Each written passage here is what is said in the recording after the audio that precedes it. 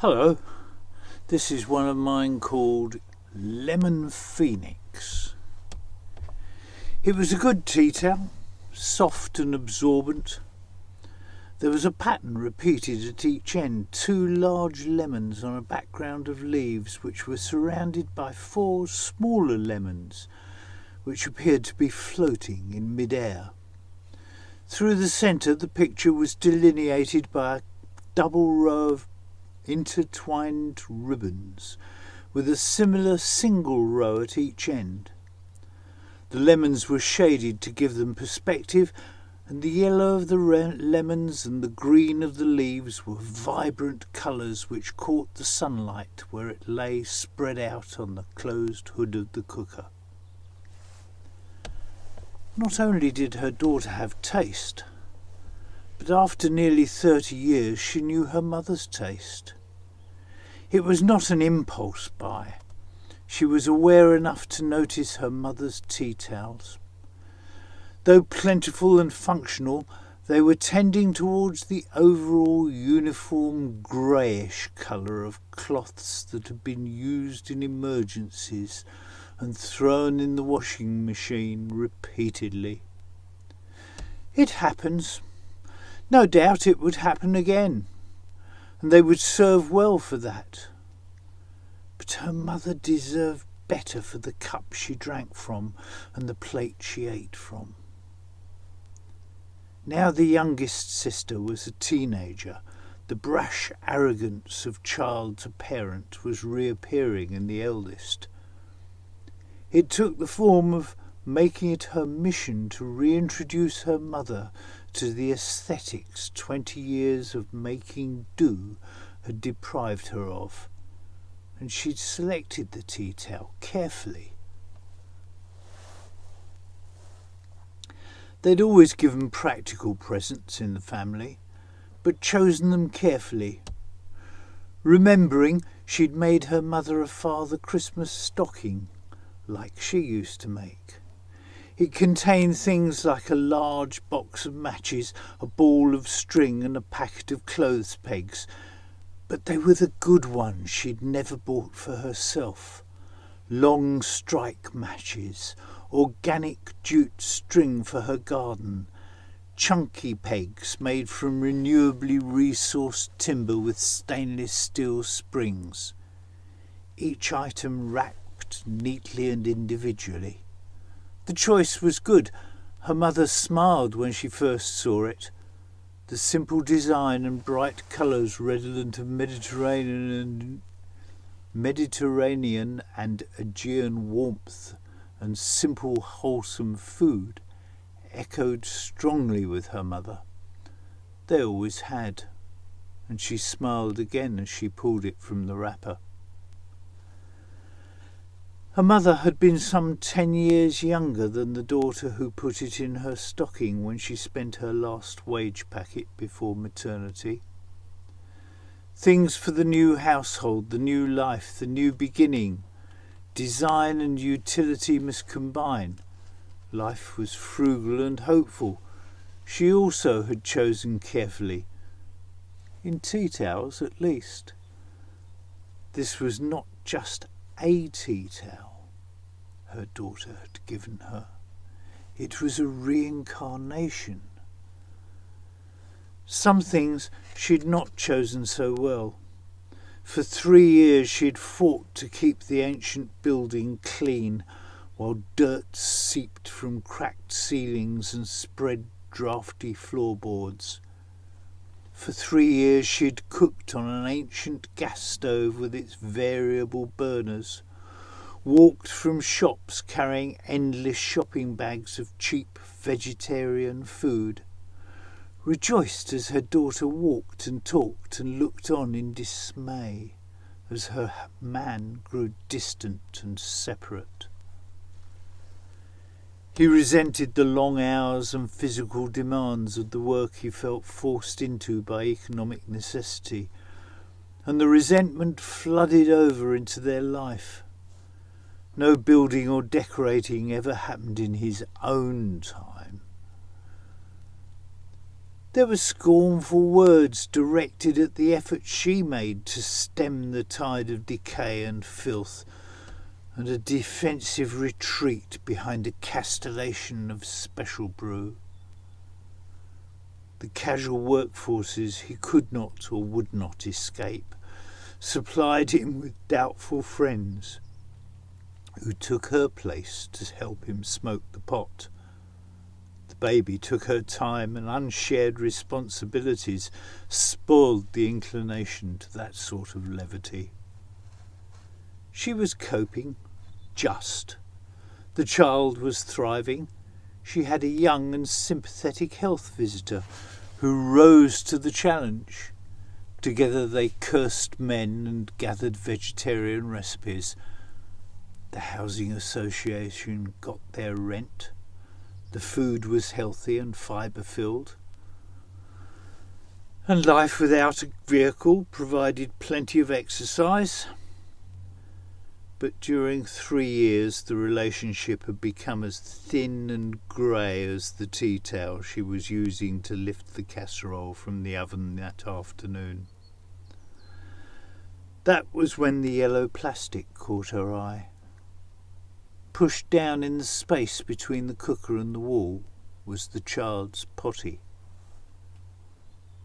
Putting the casserole down on top of the cooker, she reached down, curious how it had got there. As she drew it out, something tipped out and rolled towards her across the floor. A flash of red caught her eye against the yellow plastic.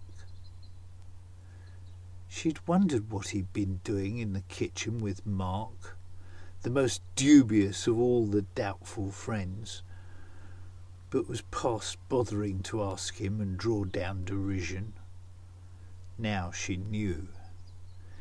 Careless of consequences in the first head rush, the needles had been dumped out of the way until later. The blood splashed up the side of the potty. That was probably Mark. Experienced and together enough to do something, stupid and junky enough to do the wrong thing. Her man was probably too out of it. How dare he be so irresponsible? No wonder they collapsed before vanishing in scorn of dinner. It was a breaking point, a moment of change. Of course, life is a continuous flow, a stream of consciousness, but there are moments of decision. It was the danger to the child. What if the needle had rolled to her? God knows what diseases scum like Mark might carry. It might sound like a tabloid newspaper, but there was no faulting the logic. Abusing himself she could sympathise with, feeling pity even. Putting her at risk through his carelessness hurt, but she thought of his weakness and frustration and forgave it. Involving the child's innocence in his deviance and perversion was unforgivable, and she felt no pity. After knowing him 5 years, 3 of them living together, she knew him well, too well. She could always find his secrets. The stash had been discovered with almost casual ease. No experienced junkie this one, and flushed down the toilet. The needles and syringes were bent and broken at the bottom of the bin, taped tight in a sodden nighttime nappy. Perhaps when he saw how she felt, he'd stop, she hoped. But then she knew he wouldn't. Change would have to come from her. By the time she'd scrubbed the potty clean with bleach, she'd accepted the next move was hers and slowed down to consider what it might be, then smelled burning. The casserole on top of the stove was still wrapped in the bunched and folded tea towel, directly above the tiny flame of the pilot light in the centre of the rings. As she lifted it to investigate, she found a living hive of glowing embers beneath. The potential fire had been easily quenched, but the tea towel was irrecoverable. Holes burned in repeating patterns like a child's paper cutouts. The shock of what had happened and what might have happened combined to induce a stunning sense of isolation. Alone, responsible to the child, she sat eating mechanically, satisfying the need to maintain her body, almost unaware of the food passing her lips. Her last image of the tea towel had been drenched and burnt in the bottom of the bin. She emptied the remains of the half-eaten casserole on it where it lay on top of the used nappy. Damned if she was going to let him eat her food when he returned. She packed her meagre belongings around the child as she sat in the pushchair, stoic as only a 3-year-old can be when the world goes mad, and headed for the phone box on the corner. Pushing back the hair that rain and wind had flattened against her face, she spent her last few coins finding them shelter. When he returned much later, the remains in the bottom of the bin and the mixed smell of burning and food was all that remained of his family. Unbeknown to each other, they both took away the image of the bottom of the bin as their last one of the relationship. For a long time it had been difficult. For him, life had slipped and slipped into melancholy and resentment. Starting that night with the loss of his stash, he'd slipped and slipped until he'd finally disappeared from view, despite her efforts to maintain contact for the child's sake. For her, after the phone box, things were 2 up, 1 back. She'd been cautious when she met her new man. Failures make you like that. But he proved trustworthy. Things had gone on improving. Now, 20 years later, she looked at her youngest, the teenager, and thought, I was only a couple of years older than her, but I survived. He came home and found her standing in her neat, bright kitchen, contemplating a tea towel laid across the cooker in the sunlight. Awakened from her reverie, the fervour of her greeting and warmth of her hug had surprised him, but she'd always been able to surprise him.